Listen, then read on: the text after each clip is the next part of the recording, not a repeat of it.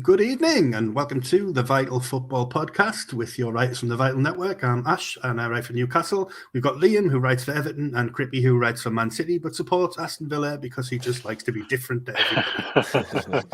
How are you doing, gentlemen? Nice one, Ash. Yeah, good, cheers. Good. We have got a lot to talk about tonight, haven't we? Mm-hmm.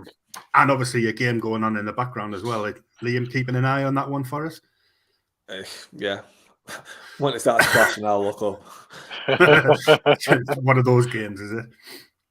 Is it 2-0 up on the Argentina? Yeah, 2-0 up at half time. Messi penalty. It's not Ronaldo, but you know. Again.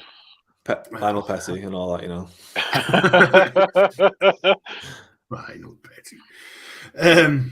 Right, before we get on with the sort of levity of the whole evening, there was a story that's just come to my attention tonight.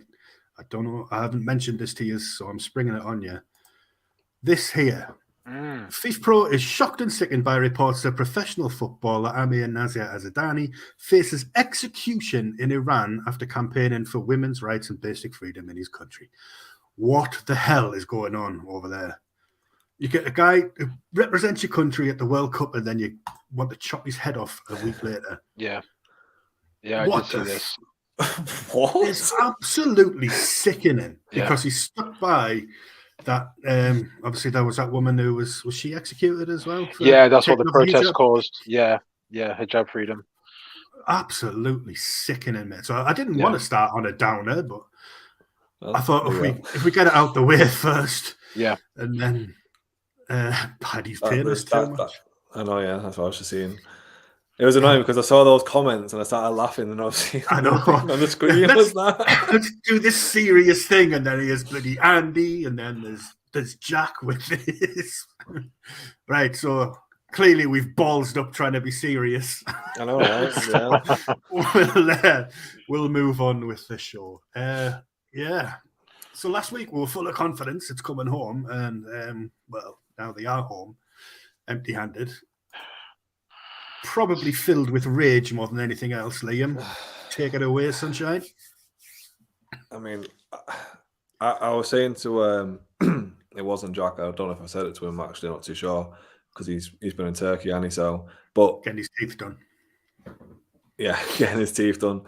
I can accept, even when it's Everton, I can accept getting beat by a better team or getting played off the park. But when a refereeing decision or decisions cost the game, it's infuriating, and that's what I felt like after that game as well.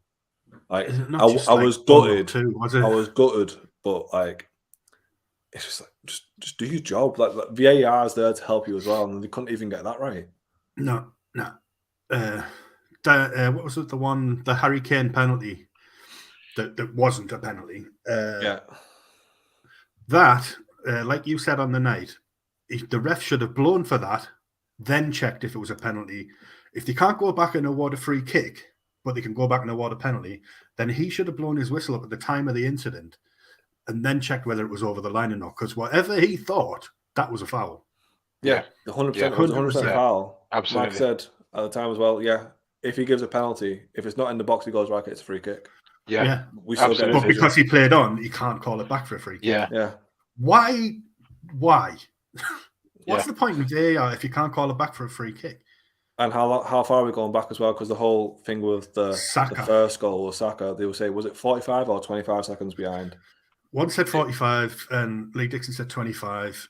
But either way, I've seen play go on longer than that and then they call it back for offside. Yeah, so. Likewise. If it's in the same sort of fluid of movement, the same kind of, they pulled it back and given it away. It was the same attacking phase. That's what I didn't understand. It all came from that tackle.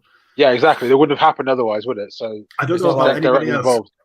As soon as nothing was given there and they started counter-attacking, I knew they were going to score. I don't know if anybody else had It's not like we'd won the ball back and then lost it again, which is understandable, but... We never touched it again, I don't think. Yeah. No. I mean, we'll question, like, the defending and you might question Pickford, that's fair, but, like, if we get the decisions, we don't have to question those other ones. Exactly. Like Andy's saying there, VAR is as much use as a chocolate teapot. I'd rather have a chocolate teapot at the minute, to be honest. Me too. I was always a big supporter of VAR when it came in. I thought it was a brilliant idea. Yeah. I still do, to be honest. It's just the execution of it that's total bullshit. It's everyone who uses it. Sorry, Crippy. No, it's weird how we have we can look at we literally have replays of what happens in the game. We can look at the moves and tackles, but yet referees are not opting against using it. That's the weird bit of it. Is like you can check the foul and say, "Oh yeah, I should have given that," but that's not happening, is it? Like referee didn't protect himself by giving the free kick initially or whatever, then checking the footage just to get the decision correct. He played on, and then it didn't allow us to use VAR for a big decision that could have changed the game. So I don't understand why. And again, there was when he had to look at the monitor for the Mount foul that he eventually gave a penalty for. I thought, why can't you just tell him in his ear? Just give it. Well, there wasn't even that. It was I can't remember if I put it in this chat. I was saying to the other one that if I did, Griezmann must have committed like 6 or 7 fouls in the first without 10 minutes. booking. Yeah. And then he finally got booked. And it's like that's like his 10th foul now. Yeah, he could have already been sent off. Yeah. And then he after he had got booked, he went and did another one. I'm pretty sure he did another tackle. Yeah, there were a couple that were like that. Yeah. Because I'm pretty sure everyone was asking for a yellow card, and the referee straight away was like, "If you're asking for a yellow, I'm going to give you one." It's like, well, just do your job. Exactly. It's madness. You had him who didn't know where his cards were, and then the one in the game early on who had more cards than fucking Moonpig. Yeah. He just somebody said last night. I was watching one of my Newcastle podcasts, and Chris, who presents that, said that the fucking ref probably booked himself at half time when he went for a piss. Saw himself in the mirror and went, that sounds about right, actually. I didn't watch that game, I don't think. No, it's a risky game to play, though, isn't it? Because if you, I know what the referee trying to set the tone and say, right, enough of this, lads. I don't want these tackles flying in. I'm going to get the card out. But if it's one of those games where the tackles are flying in, if you booked it for one similar tackle, you have to keep doing it, and then you lose all respect to the players because you can't get the control. Absolutely. Well, in the Holland-Croatia game, weren't it? What was it? Or Argentina? I can't remember. I think it was Argentina with all the bookings. I swear Argentina with all the bookings. Argentina, Holland, So in that game, because it was the midfielder that got booked and where all the kicked off with Van Dijk and stuff. He fouled someone and then booted the ball into the dugout. That's 2 yellow cards alone. Completely agree. Should have gone for that. And we've seen that happen before. You could go for just a kick into the thing alone, I think, as well. Smashing the ball into the subs. That's almost it's close, isn't it? It's close. It's assault. If you're Alex Ferguson, you could have killed him. Could have killed the players. That was a classic. Oh, Jack's here with a question for you. What's your thought on the goat Rondon being forced to train with the kids? Is that true? I don't know. I think if it's true, it's true. I mean, he doesn't deserve to be playing for football, to be fair, let's be honest. He used to be good. Past it, isn't he? He is. Yeah. What, 10 years ago? Yeah. When he played for Newcastle, I think that was his last meaningful contribution to football. And even then, he could have been better. Terrible. So why was Jack hiding his Turkish teeth in this photo? I was really hoping to see what he went on holiday for. Oh, the thing is, I can't. Doesn't even have a tan now, but I know full well he's going to be pink in the face. Yeah, he's a celebrity now. Oh, that's brilliant. Is the backbone of this podcast is Jack. He's carrying it. He's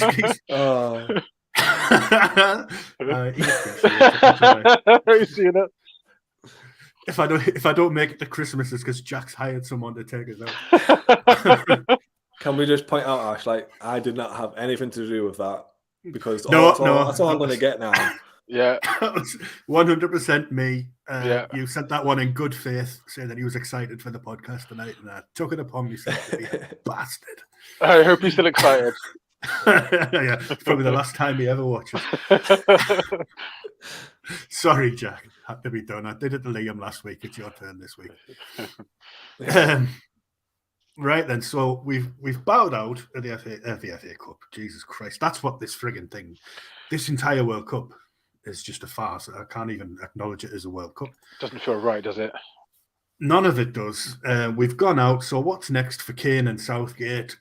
For me, Kane, unless he plays with a striker, unless he's given somebody else to play with up front, he's done at international level.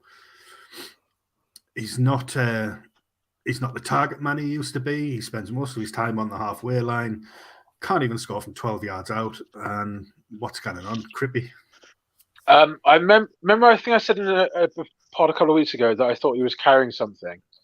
I'm still adamant that he's not 100%. The way he plays, if you've ever played football, you know that when you're injured or whatever, you kind of drop deeper. You stay away from trouble. You drop in. And it feels like Kane's doing that because he can't make those runs off the players. He can't make the runs off the defenders.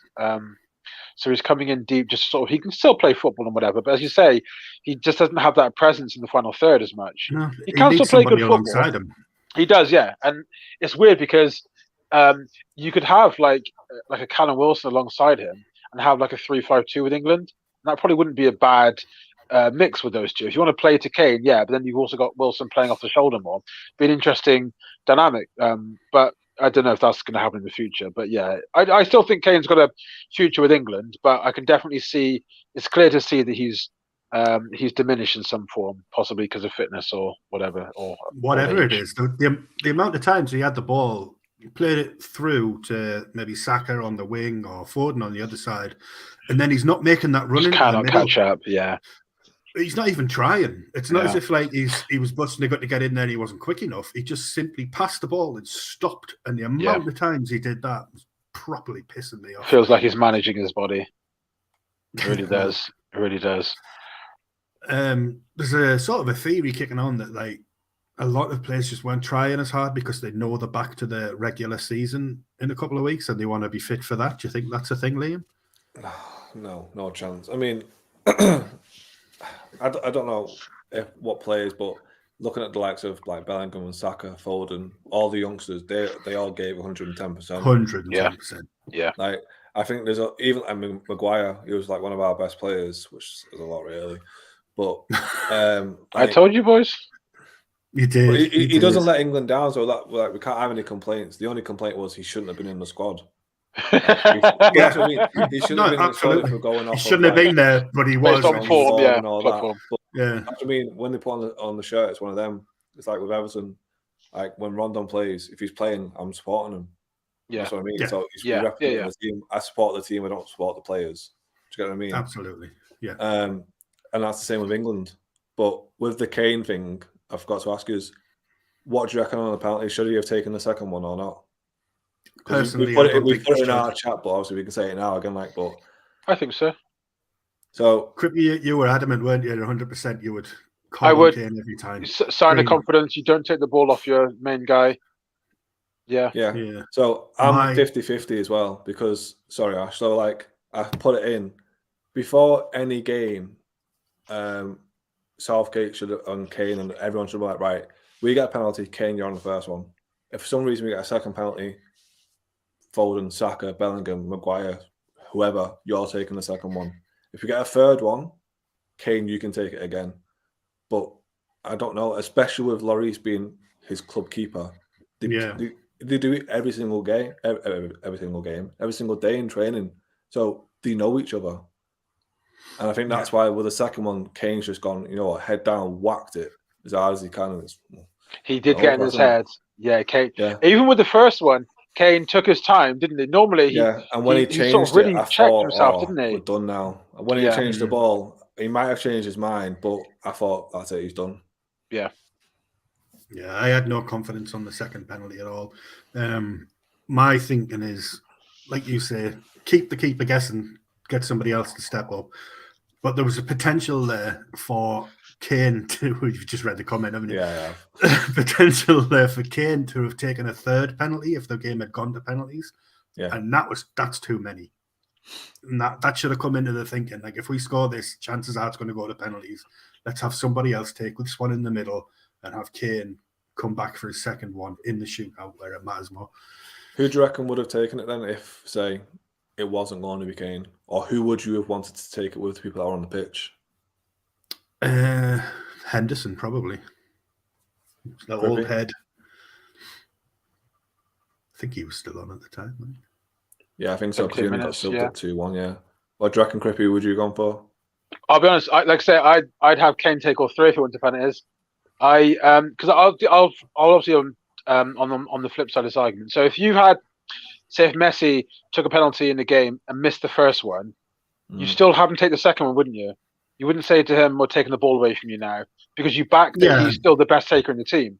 That's what I would say is more important than worrying about psyching out the goalkeeper.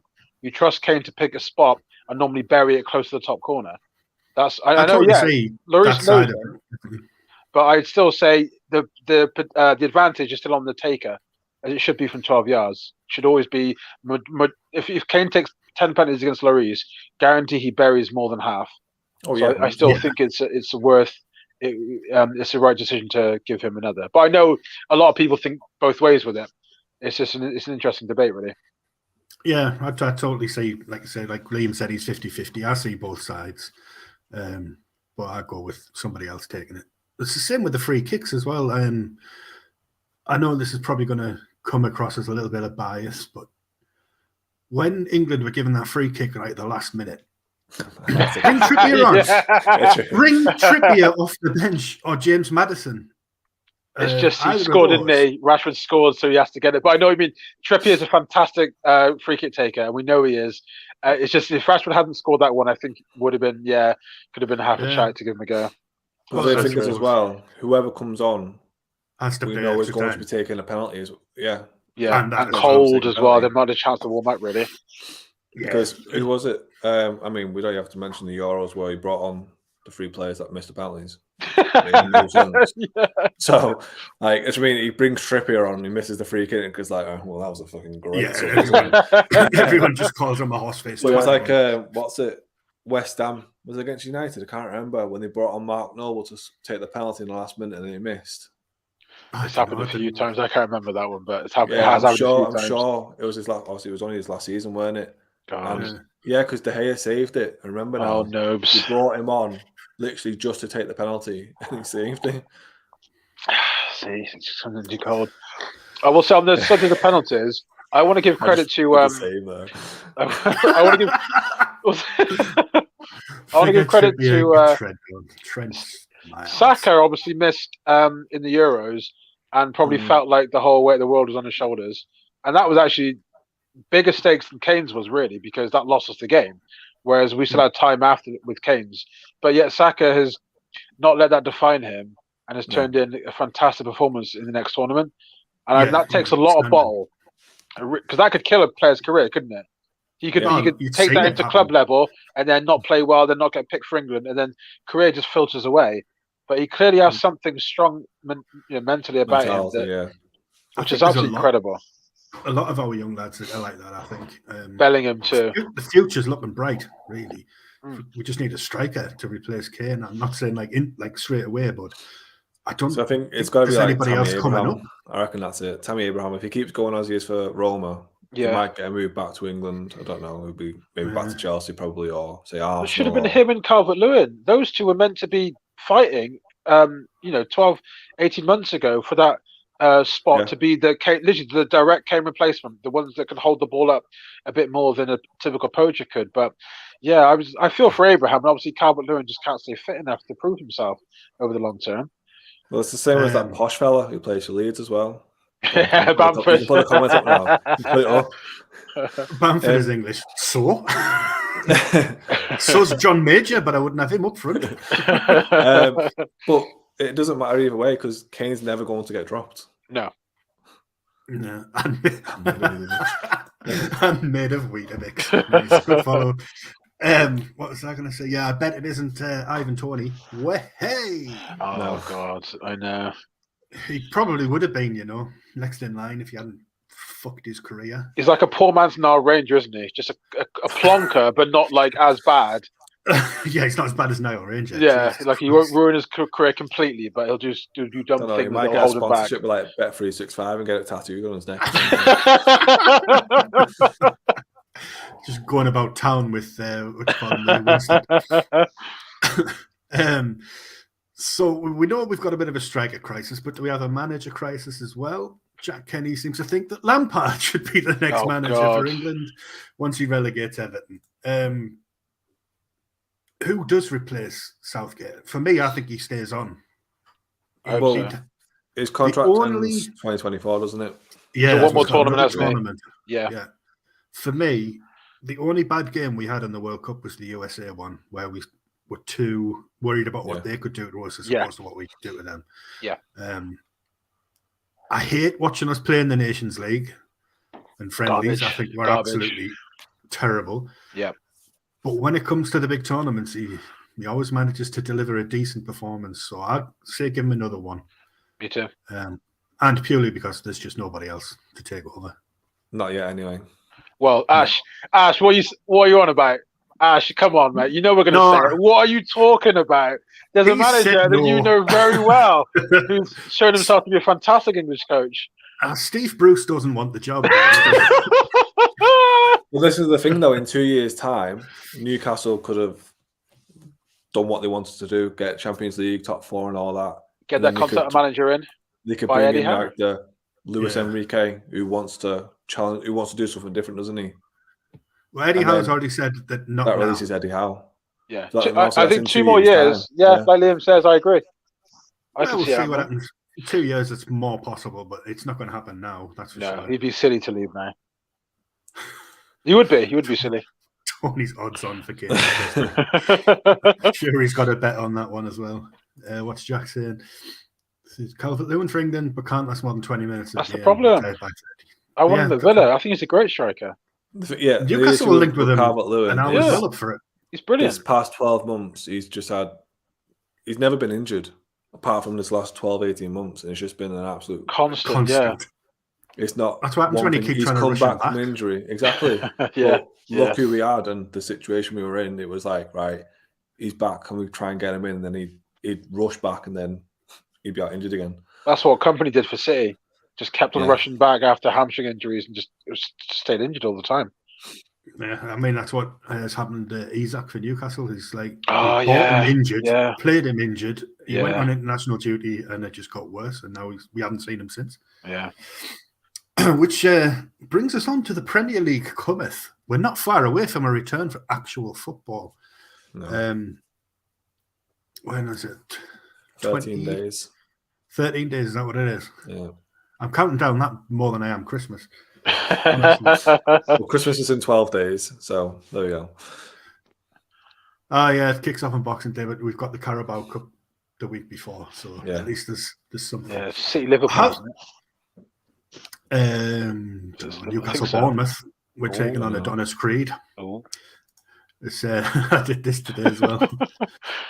Michael B. Jordan was famously quoted as saying, "The bees for Bournemouth." I mean, some weird bloody stories kicking about in football at the minute, but Michael B. Jordan taking over Bournemouth. Yeah, it's up there. Yeah, I saw that. Yeah. Oh yeah, that's. I'm not taking the piss. Led by him. It's a consortium that he's a part of took over Bournemouth. Did it? 100 million. Yeah. He's not the face of it. He's only like a minor shareholder, but he's part of the consortium that took over Bournemouth. It's a clever investment, isn't it? What? Bet on the Premier League. It's a clever investment. It really brilliant. Is. They're getting their money back and then some. I put because we'd be the first team to play them in the Carabao Cup. So I put something like, can you imagine in a few years' time when Wrexham are climbing the league with Ryan Reynolds, and then you've got the battle of the shit superheroes, you've got the Human Torch and what's it called? The Green Lantern. Yeah. Yeah, you could have Deadpool and Killmonger, but I like the Human Torch and Green Lantern. Two massive flops. What's this, Jack? Watching Nunes light up the Premier League after the World Cup. You heard it from Jack. Oh, he is good, to be fair. He's good. Putting it on the line. There are a lot of transfer rumours. We're embroiled in one. Newcastle and Villa. Apparently both in for João Felix. God, I know. So from what I read was, although it's been changed and back and forth past like day, is he didn't want to go to Villa because he didn't want to live in that sort of area. Is that right? I don't know if I'm taking the mic. I saw it on Twitter. I don't know. Never heard that one. But then this afternoon, I seen that Villa were more the favourites to sign him because of Emery, isn't it? Arsenal, yeah. I keep forgetting that Emery's at Villa. That does swing things a little bit. It does a bit. I'm still sceptical. Because when I saw the whole area thing, I was thinking, well, he's not going to go to Newcastle then, is he? Well, exactly the same. Yeah. a little bit colder. I think the only thing for Birmingham going their way is that in the middle for everything. It's more cosmopolitan, isn't it? Would you say, Yeah, Birmingham? you can go north to Manchester, Liverpool, Newcastle if you want to go that far, or you can go a little bit further down and to London. Yeah. For me, I don't think it's going to happen. I think that the price tag will be too much. But based on his outlay as well, he's not that good. You don't think he's that good? Well, he is. I don't. He's obviously he was more expensive than he was worth. I think, wasn't he? I think it's very. Yeah, he's not 113 million. Yeah. Obviously, we've got the incentive that we're close to Champions League qualification. Villa are sort of mid-table battling on. That goes in our favour, but again, the money thing doesn't. I just don't see us splashing that kind of cash on an unproven entity. No. There's been some weird links, Newcastle-wise. I don't know if it's the same for your clubs. For about 12 months, it's been for you, like honestly, I did today. There was what's his name? Milan Skriniar, who plays for the centre back. Yeah. He was linked to Newcastle yesterday, and then it got rubbish today, and it'll be back on again tomorrow. And it's all coming from Calcio Mercato. Always, they linked Man City with him as well. All the time. I'm absolutely convinced they have like a wheel of fortune with players on, and then they just spin it and go right there. Newcastle are linked with him. It feels like it, doesn't it? Everything they put out there is just total bullshit. Yeah.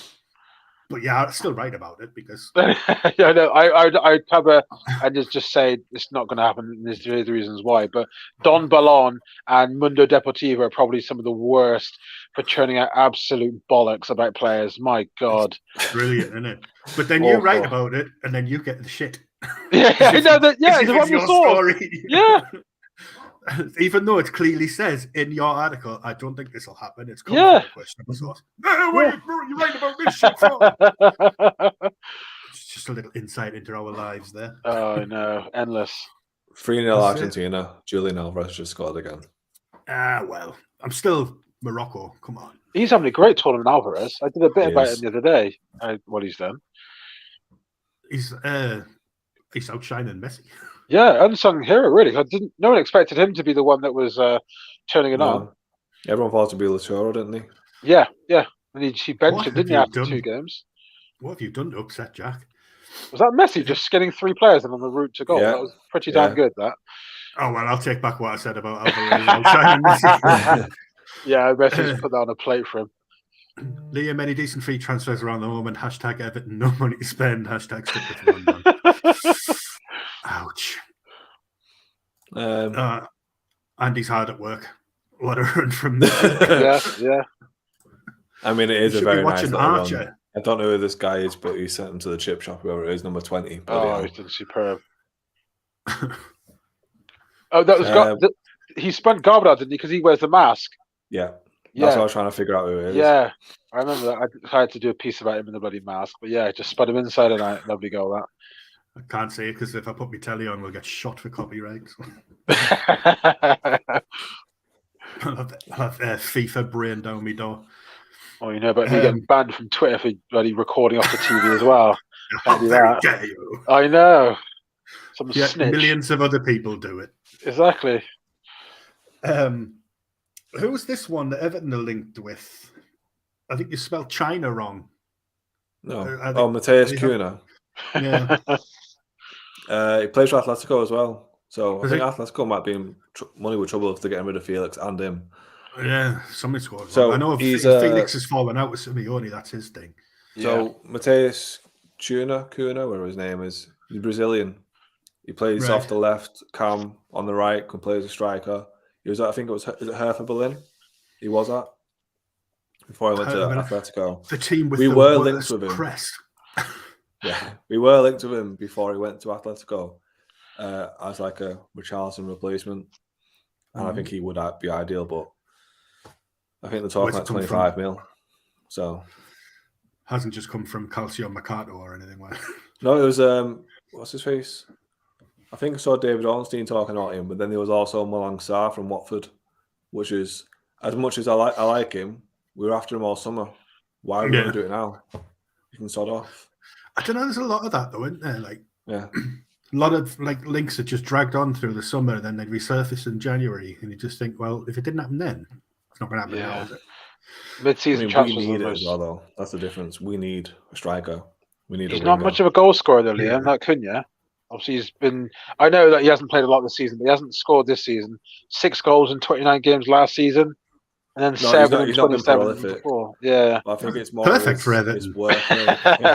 Yeah. I think it's more his work rate that is. I don't know if it's impressed Lampard, but like I'm pretty sure if it's the one I'm thinking of when I watched the Olympics, because obviously Richarlison was playing it. Eamon Richarlison was like 2 standout, and there was another fella. I think he plays in Russia. They were all 3 of them were just like world beaters. I was like, he's got him.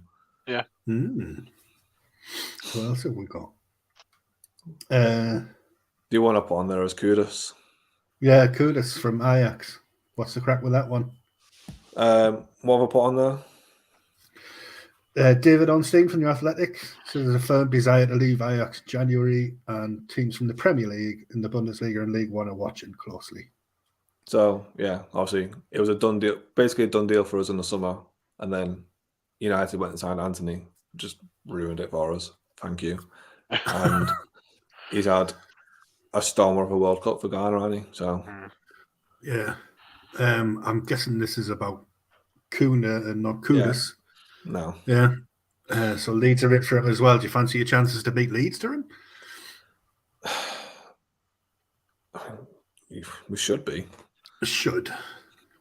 But like we're both trying to replace a Brazilian that we've lost. That's the thing, isn't it? The tears from the Brazilians.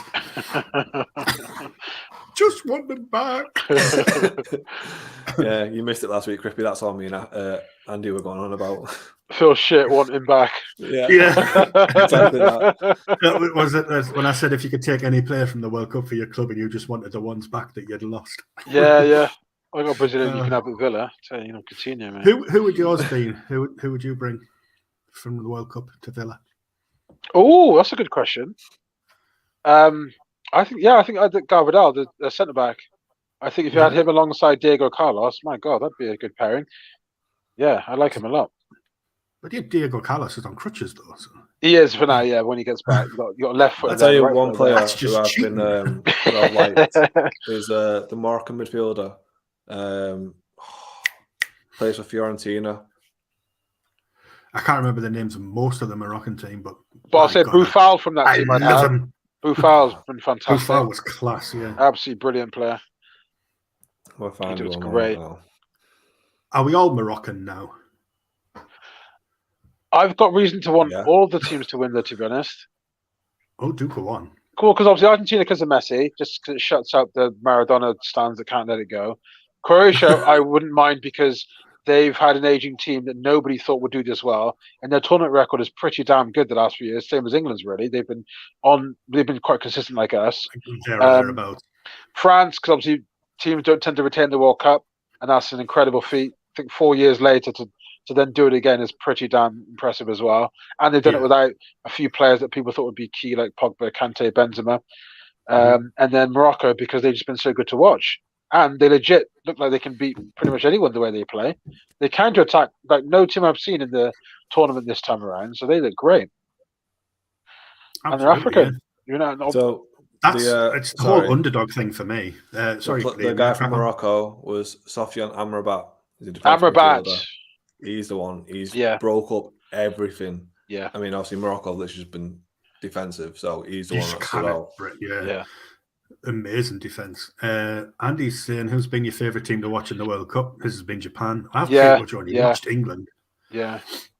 I've watched a few of the random matches, but I've not really been as invested because I just hate this World Cup.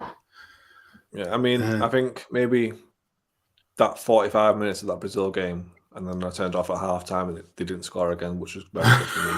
I think probably that, just because it was just Brazil. And it's just, is that the one where you went to not watch Die Hard? Yeah. I didn't watch Die Hard and I've never watched it, Crippy. That's why he's still not happy about. I've seen the first 2. That's all you need. No, 3. You need to see 1, 2, and 3. And yeah. forget about 4 and 5. Japan would be mine, to be honest. I'd say they were so exciting to watch. Clean stadium champions of 2022 and 2018. And they can play. Canada They were can all right, actually, to be fair. I liked Canada, like how they were Canada playing with the start off. The first game against Belgium, they played very, very well. And with their Geordie manager. It's just down the road from me. He's from Concert. It's not far from where I live. Jack Kenny. none because they're all shit. Any Liverpool player at your club, who would it be and why? I'm happy we've just got Loris Karius. That'll do for me. I don't know, to be honest. I probably would have said Trent before. Yeah. But now, no. I've got Trippier. I'd rather have Trippier. I take Diaz. I would have took Diaz last season. Diaz. Has he done anything this season? Yeah. I'm living in the past. Well, we need a striker, and I wouldn't spend 82 million on a striker that's done nothing. A BTEC Andy Carroll. Getting the boot in. I know. However, we do need a midfielder, so I could spend 50 million on Naby Keita, but maybe not. This is a good shout from Andy Jota. Yeah, he's all right. That's a he's good. Good player. Good He player. would be good for Leeds, actually. He's versatile. You see how good he did at Wolves, so you know he can play anywhere. Yeah. One player I would like for Wolves though is Podence or Yes. the other fella. Yeah. Neto. Yes. Yeah. Them too. Yeah. Wolves should be doing a lot better than they are. That's for sure. Never has that been there. You've got Rafael Leao on the list of things to talk about. Rejected a new contract from AC Milan. Is he coming to the Prem? Because I think he was linked with United. Where would he go? Sorry, he was linked with Manchester United. Thank you. And City as well. He's mustard though, to be fair. Bristol City. He has been very good. I mean, have all of his games come off of the bench, if I'm right? I don't know if he started one yet for Portugal. Unless he started in the last one, I don't know. Don't think he did. So every game he's come on, he's changed. He's a live wire. He's stood out, yeah. But it's that though. Is he an impact sub?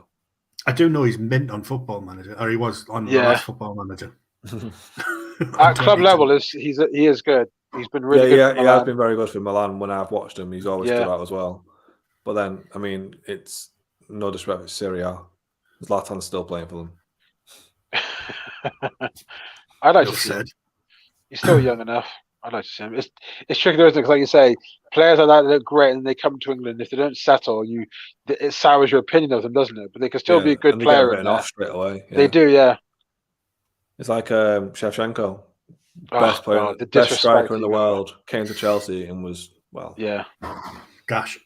I was sad about Kesman as well. When Kesman came from PSV, and Crespo as well. Yeah, Crespo. Yeah. And then even like Veron. I mean, that's gone back a bit, like, but Schweinsteiger. Yeah, I know he was getting on in so years, many. Yeah. It's just, I mean, Newcastle have been good at getting ones from France that look like world beaters, bringing them over. They're shite, send them back to France, and then Florian Thauvin was that's what I was trying to think of. Thauvin, we got him. He was absolutely wank. He went back to France, and he was amazing. In Newcastle's defence, he was good when that's why they signed him. It just didn't work for him here. But it was annoying because he clearly had the ability. Just didn't apply himself. Is that when you went and got Orbital instead? Oh god, that was a weird one. Scott has got a couple of key goals for us, but I've never got my head around that one. It's just like watching a little alien running up the wing every week. Speaking of alien-looking people, we're going to get on to our second favourite subject after VAR, which is Cristiano Ronaldo. He's been released by Man United, dropped by Portugal. Is he finally coming a cropper from his own ego? Is that what's going on, Crippy? I think so. I think Ian Wright spoke about it as well, that he's struggling to come to terms with the fact that he's no longer the main man for club and country. And the thing is, it's all well and good. Yeah, if you don't feel he's good enough to start games, but clearly managers think he's a toxic influence because they want him gone from the squad. That's a big deal, isn't it? You know, some players are a bit hard to manage, but they can still do something for the team. But Ronaldo was meant to be this model professional, but now he's being removed from the squad because of his attitude, which says a lot about how we bought into a myth about him that yes, he's worked hard to get where he is, but our players around him having to sacrifice just to keep him happy, that kind of thing. And maybe for the greater good, United have decided that they're better off without him. Portugal decided the same, and I think that they were justified. I know they're right now, but yeah, it feels like it benefits them, doesn't it, more having Ronaldo gone, because it seems to be the players might get a bit more of a relief from it. Yeah, well, we touched on it. I don't know whether it was on the podcast last week or whether we were talking about it another time. When Gonzalo Ramos scored that first goal for Portugal last week, all the players ran off the bench to congratulate them, except for the miserable fiasco Ronaldo. Yeah. That's, for me, that just sums him up at the minute. I'm sure it's just a state of mind that he's in, and he's probably not that much of a dick, but he's coming across as one. And I know he did say in that Piers Morgan interview that he is struggling with the idea that he's not as good as he used to be. It's tough. Get over it, mate. It happens. You're 38. Yeah. He's been told his whole career that he's the greatest, and he hasn't really prepared himself mentally to realise that he is going to get to an age where he can't do it anymore. No matter how hard he works, it's just physically, he just cannot keep up. I think his issue is, how many years older is he to Messi? 2 years older, I think he is. I think Messi's 36. Yeah, that's what I was thinking, 2-3 years. Yeah. If there wasn't Messi, he would have called it quits by now, I reckon. 35, sorry, Messi is. Is this true? Apparently he's made himself available for Euro 2024. Thanks, is he taking the I piss? literally wrote that down as well. Wow. I've got it on the phone. Wow. I've read it literally just before we came taking on. the piss? But the thing is, when he says he's made himself available, is he going to be like the player coach for like the last Euros when they won it? He got injured, didn't he? Yeah. He turned into the manager. Yeah. Literally on the dugout, like, invading his space.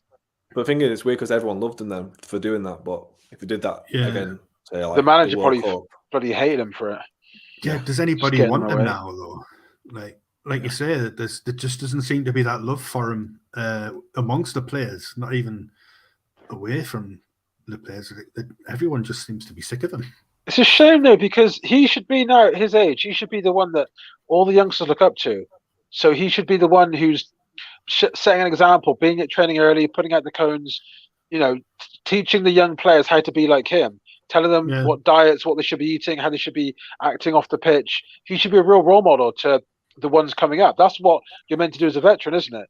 You're meant to realize, right, I'm no longer the star. I'm going to then be an ambassador for the team and help the next generation come through and take my spot. Yeah, if you still want to be in peak physical condition and doing it at the top level at 38, follow my advice. That's where you should. Absolutely. Not sitting on the bench with a miserable face, watching his team win, and then going. I know. Look at someone like Milner, model pro, Ashley Young, another example. Someone who came to Villa and said, I'll do whatever you tell me to do. If you want to start me, you start me. If you don't want to start me, it's fine. But I'm going to work as hard as I can. I'm going to be an asset for the team. And his attitude's on point. Milner's attitude's on point. Ronaldo has just been grabbing the headlines more for negative reasons than positive. And it's a detriment to Portugal because they're a good team. And it's sad that we have to talk about one player from the team that wasn't even in the bloody starting lineup rather than appreciate how good they've been. But he does that, doesn't he? But that's all the commentators talk about. I know. As soon as Portugal, he doesn't need to be anywhere near it. If he was in the crowd, the first thing the cameraman do they'd find him. Yeah. Before they announced the teams. Yeah. Storming down the tunnel made him look a tosser. Yeah, one of many. It did. Yeah. Oh, you know what? We totally forgot. We've gone on here, but we haven't done. Totally forgot. You have to have the obligatory Infantino shot when we're talking about the World Cup. But yeah, it's sad in a way. I mean, I've never liked the guy. I've respected him and I admired the way he plays. But I've never liked him purely because he played for Man United. That's where the hatred spawned from. It's totally irrational, but it is what it is. He was always a sport child, though, wasn't he? Even when he first joined United, he had that image of the sport child, and it was like annoying because I think everyone thought he might be a flash in the pan, but when he was like a skinny player doing step overs and showing off, people thought, nah, he's not got this. And then he did humble himself a bit and became an incredible player, and he got the move he wanted to get. and he was a star and fair play. But then clearly it's hard to then stay level-headed when people tell you all the time that you're great, and then you start to believe it. And now he's struggling to realize that he's no longer that guy. Yeah, that's the problem. They've inflated his ego so much that it should be like decreasing, but instead it's just upped. Yeah, because Real Madrid got rid of him. It's fucked him up. That was the beginning of the end, wasn't it? For Real Madrid to say we don't think we need you anymore. That was it, really, for Ronaldo. I wonder if he would replace him with Mariano though. So and Luka Jovic. That's true. I wonder if he'd have gone back to Man United if it wasn't Man City who were interested in him. It just kind of feels like with City being so close to signing him, Man United came in and went, no, he's ours. The only team with the money. He wanted those wages paid, and if it was, I don't think he loved United as much as fans thought he did. Like I say, he's a player first and foremost that wants to win, and United aren't anywhere near to being winners. No. But now, what's he going to go to this Al Nazir place? So, Saudi Arabia. Ridiculous fee. Yeah, I'm still not sure if that'll happen, but I still think America. If he's still chasing the money, that's his only option. Yeah, but why? Should I think he'll see what Messi does before he decides what he wants. They both could be going, couldn't they? His total career is just based off Messi, isn't it? But that's the thing. Even though he's older than Messi, and that's the difference. Like, if it was roles reversed, I don't think Messi would be as bothered. I don't know. I just don't think he would. Messi just seems to have it more together, doesn't it? Like mentally. Yeah, seems to be. He's having obviously he had a bad first season in France, and I get that because he's not used to moving clubs. But now he's clearly doing well for Argentina still, and doing well for Paris Saint-Germain now. So he's having a great end to his career compared to Ronaldo. There's a big difference, isn't there? Like Messi lets his football do the talking, whereas Ronaldo likes to be in front of the camera as well and making everything about him. Yeah, it just seems to be a sort of quiet. I don't know what the word I was looking for there. It's gone out of my head, but Messi just seems to get on with it. The football, he lets his football do the talking.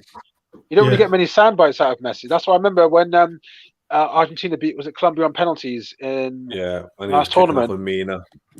People were shocked to see that because you never see Messi really behave in that manner. It was the same after the Holland game. He was doing the same in the interview. Yeah, it's out of character for him to be like that. So whereas Ronaldo, we know would always be happy to get his face in the camera for something or other, like a new celebration or something like that, wouldn't he? So they're very different players. Or on the opposite end of the spectrum, going down the tunnel and smacking a small child on his way past. That's what it is about him that grates on us. It's just the petulant, childish nature. One annoyance with that, what you mentioned there. So I don't know if you're on about the Everton game, if that's what you're on about, where he slapped. Is that what was it? When he snuck the phone out of the that was Everton supporter. Yeah, my biggest annoyance about that is the FA have only now just given him a ban because he's left. Yeah, so what do you? Yeah, you're right. Cowards. He's never going to play anyway. No. Yeah, it's just last season. Yeah, last season absolutely stinks of just what the FA is all about. Keep your stars happy. Therefore, it's just to bring the money in. Exactly. You ban Ronaldo, he can't play. Therefore, you're not going to get that worldwide audience that just follow Ronaldo club to club. Yeah, it's pathetic and disgusting. And the FA and FIFA are so fucking corrupt. It pisses me off. Oh, Liam, he was just gearing up for a rant there, weren't you? Well, I mean, you just remember. It just came into my head when you said about slapping the kid. I was like, that was the Everton game, that, and I remembered he got banned for it. It's like, but he's been banned now that he's left. It's like, I didn't know that, to be honest. So that is absolute madness. That's crazy. But like I said, that's exactly why they've done it. Purely a case of protect your assets because they're the ones that make the money. I think we covered everything on the running sheet. Has anyone thought of anything else you want to say? What's the latest score? 3-0. We're in stoppage time. I don't think Croatia have done anything to be fair. I mean, Croatia, they're good at comebacks, but fucking hell. Yeah, it's a bit one step too far. I was going to say to you boys, to wrap it up, what do you, in your personal opinion, would you keep Southgate or would you want him gone? And how do you feel England played in the tournament? Liam, you want to take it first? Yeah. So We're gonna keep him until his contract runs out. We're not gonna sack him early, and he's not gonna walk.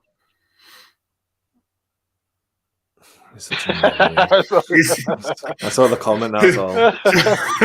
Will Evans Youth Stadium. Yes, it's a stunning looking stadium. That mind, I can't wait to see it when it's done. The third stadium built in the city. Yeah. Anyway, back to the question. Back to the question at hand. I mean, if Liverpool build their own stadium, it might be a different story, but they can't do that. We can't even build the one they're in now. We have to get that one from us. So with Southgate, what was the question? I completely forgot. Basically, would you personally want Southgate to stay, and how do you think England have done in the World Cup? Nah, this is good, isn't this one? Yeah, so they'll stick with Southgate, and with the tournament, I'm mixed. We did what we were expected to do, but we got beat by France, and we're the better team. But think about it, we didn't create anything. Nothing clear cut. No, like the goal we scored was a penalty. The other goal we should have scored. 2 goals we should have scored with penalties. Yeah. So we didn't actually test Lloris, albeit he finally turned into a goalkeeper the first game of his life. But like,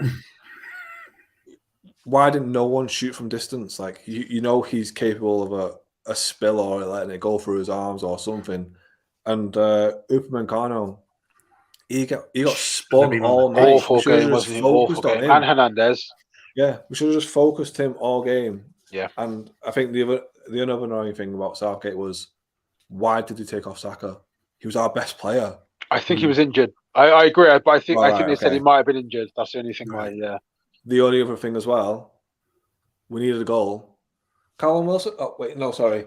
Jack Grealish. Come on, man. Yeah. Great goal record for England. Yeah. Crazy. It was interesting you said about how we didn't make any chances, because I was going to mention that earlier on and totally forgot. Yeah. So yeah, we bitch all we want about the referee's decisions, but it's not like we were going to score without him. No. So we were fucked basically from kickoff. But I agree. He stays. He gets another tournament. So if you're the FA, you'd say we feel England have done what they probably are expected to do based on the teams they've played, and we're confident that Southgate is still the right man to lead us forwards. I don't think it's the referee performance. That's it. We got cheated out because of the referee. Yes, which we did, but when you look into it, we didn't create anything. Like, we were the better team, but that's because France didn't do anything. They were ahead, weren't they? Yeah, they got the early goal. They have Dembele and Mbappe, two of the fastest players in the world, just sit in the halfway line and let Giroud be Giroud. Yeah. What was the second part of the question? There was a second part. How do you feel England have played? How do you think we did in the tournament, performance-wise? Up and down. Like the only real down spot was the USA game, and that was us, like I've said many times, being too scared of what they could do to us as opposed to us imparting what we could do to them. It was negative, and it was crap to watch, and it was just shit. Probably should have lost that game, shouldn't we? Yeah, definitely. Yeah. Other than that, we gave every other game a damn good go, and scoring as many goals as we did is also a highlight. But when it came to France, again, we were more concerned about what Mbappe could do to us as to what we could do to them. And that negative thinking about Mbappe. Yeah, Trippier. Because I think Walker's had a bad tournament. I'm just going to say it. I don't think it was worth bringing him back in the team, worrying about his pace against Mbappe. I thought that was a dumb thing to do because he's not fit. You can see he wasn't fit. He got outpaced by someone running with the ball. I put in the group chat, didn't I? 2 minutes gone, and Mbappe's already sent Walker to the shot. Yeah, Trippier. I think could feel hard done by that. But yeah, too negative in the games that mattered, and look good every other time.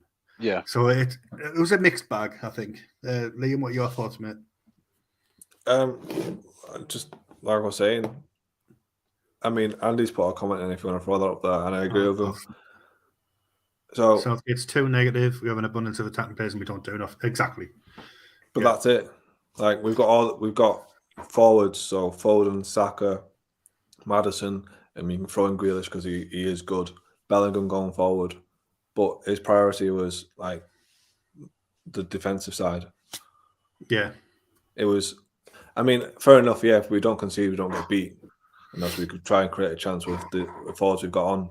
But we're better going forward, and we were better playing towards Saka's strengths and Foden's strengths and everyone else. Yeah, But he needs more belief in the it. forward players. Yeah, I agree. And we need somebody, like I said before, up front alongside Kane because he just doesn't have the legs. We just need a focal point. That's it. Just someone that the defenders have got to mark. Yeah. And that's the main thing because they don't have Harry Kane to mark. So they're like, oh, we're fine. And then Saka or Foden or whoever is off the wing running, like, all right, well, that's easy enough for me to focus on. Like if he plays as a 10, like if we play like, I don't know, 4-2-3-1, if we're going off of like formations, Bellingham is that good. He can play both the defensive and attacking role. He can be that box to box alongside. Oh, Everton nearly just scored, and I've got the under-21s on. He loves it. Alongside, when he's fit, Calvin Phillips or Declan Rice, whoever it is, as that defensive-minded player. And Kane can be, when he wants to be, the striker, but he can be the 10 that's playing the passes for Tammy Abraham, Wilson, Calvert-Lewin, Bamford, whoever it is. Do you know what I mean? And that's what he's better at. I've got to say, because Andy's still there, isn't it? So, I know, bless him. But that's what he's there for, because I know full well he's going to turn into like what Rooney did, and he's going to drop deeper and deeper and deeper as a 10, then maybe into centre mid, because his passing is, he's very, very good at passing the ball. Brilliant at it. Yeah, he is. He's a good playmaker. He's never up front. The problem is, he's that good at passing the ball, but once he's done that, he's not in the mix for when the ball comes back in. Yeah. He's nowhere to be seen. I have just thought of one last question before we go. England's player of the tournament. I've got 2 more questions after this, sorry. Oh. Mine is Jude for the player tournament. Yeah. Yeah. We all agree, because I was going to say Jude. It was when you mentioned Bellingham. Turns over the ball so often and just drives with the ball. So much confidence and for Saka. Yeah. Him and Saka. Saka's good, yeah. Especially after the Euros for Saka to turn up how he has. No fear. Exactly. And France was scared, weren't they? They were backing off when he had the ball. Hernandez didn't want to go near him. He was like, no, I'm not touching this. He's going to skim me inside and out again. Yeah. Did not want it. Saka, Bellingham and Foden have what it takes to become the best player of the generation. They could be the next 19. He's 19. That's what's scary. It's frightening, isn't it? Andy's in agreement. Bellingham and Foden. And before Liam asks his question, I just want to say, you remember that they always bang on about the golden generation of England. Just think, right? It was what you'd have Beckham as a right, and then on the left you may have like Joe Cole. There was no one else anywhere near as good to put on the wing. Whereas England literally have Grealish, Foden, Saka, so many other options than Sterling. Obviously, Sterling as well, a good player. Maddison. We have so much more attacking options than they ever did in the golden generation. So it is true that a criticism of Southgate that I think is fair is that he does need to get the most of this, because not a lot of teams have an abundance of riches like we do when it comes to attacking players like this. I think the only positive I've got for Southgate is that we didn't play a back 5 once. Yeah, I'm glad he stuck with the 4. I'm glad he stuck with that. Trusted Maguire and Stones. All right, Liam, what are your questions? So, the first goal, does Pickford need to do better? Is that the one where he powered it out? No, the first goal, so Tchouaméni's goal. It's a tough one because he saw it late. Yeah. If he had regular-sized arms, he gets it. Jokes aside, I mean, we already agreed with this. If he wasn't a linked T-Rex. But no, I don't know. I think it would be harsh to say he needs to do better. It's such a tournament goal, though, isn't it? Because in the Premier League, keepers do keep those ones out, don't they, really? Like, he hit it quickly. Yeah. So it had so much pace and power, and he saw it so late. Yeah. If it was Paul a bit Merson taller, has come out and said, I don't know a goalkeeper who doesn't save France's first goal. Why Jordan Pickford is on his goal line when the ball is 25, 30 yards out, I don't know. If Pickford's on the edge of his 6-yard box, he probably catches it. It was along the floor for one. Yeah, and it's curling away like into the corner. I mean, I don't know what he was watching. He was probably pissed up anyway. But fucking Merson, the world's best goalkeeper there. Yeah. What the fuck's he on about? Only Pope can do better. He's not wrong, mind. Well, But I Maybe say, Martinez would have seen that out. I mean, we don't want to start another debate, but should we rewatch the Hungry game? Was it when we? yeah, when he was lifting in that game, like. So yeah, so the second goal, because I think it was on one of your articles on Ash. Someone commented saying, "What's Pickford doing? He should be pushing the ball away better than that." Yes, yeah, aye. Giroud is a yard in front of him. What's he got? Sorry, 1 minute, and do something different. Yeah. Like it's reaction save, and he thought that was it. a very, very harsh criticism from Peter there. It come off Maguire's back, didn't it? So it's like, yeah. But then, I mean, against Croatia in the last World Cup, John Stones like fell asleep and watched the ball go over his head, and then Perisic is there. We've conceded, Yeah. and he's a defender. Why has he let the ball go over his head? If he jumps up, all he does is get the slightest deflection, and it takes it away from. Makes Giroud. a difference. Yeah. He's a defender. Like, throw your head up. For me, anyway. No, 100% I mean, agree. I with didn't at the the time. first goal, I think didn't Pickford really say. could have done a little bit better, but I think I said to you, didn't I? It's one of those no one could have done anything about, but then you pointed out Stones, and I was like, aye, fair play. yeah. Maybe jumping or something, at least making an effort. Like, if he jumped and he missed, I'd be like, fair enough, he's tried, but he's just stood there and it's gone over his head. It's like, jump. You're the first I mean, I don't know if Walker maybe didn't block it or whatnot, but you're the first line of defence that can potentially block the ball. Jump, get in the way of the ball. Yeah. You're stitching up your centre back, otherwise, aren't you? Like he did. You never want the ball to go over your head if you're a defender like that. It just stitches your up. Kept us in it against Senegal, could have been 2-0 down. Is that Pickford he's talking about there? Yeah. Pickford it was the one-on-one, weren't it? Yeah. Or there was the two chances where they said he went over the bar, but he came out and forced him to. He actually tipped it. Yeah. He had a blinder in that game. Anyway, we're gonna have to wrap it up because we've gone over the hour. Not that it matters so much, but still want people to watch it. I want people to watch it, and over an hour might put them off. So yeah, thanks again for your input, lads. It's been another cracker. Thanks, Andy and Jack in the comments, and it was nice to see you, Jack. And we'll never see you again after what I did. Yeah, I do apologise. But as for you watching, please do hit like buttons and subscribe buttons and followy things and sharey things and all of that jazz. And I think we'll be back next week, lads, won't we? Yeah. Yeah. Christmas jumpers. I've got one. Yeah, go on then. Go on then. We'll get our Christmas jumpers on for next week. We'll be back 8 o'clock next Tuesday. Thanks for watching. Cheers.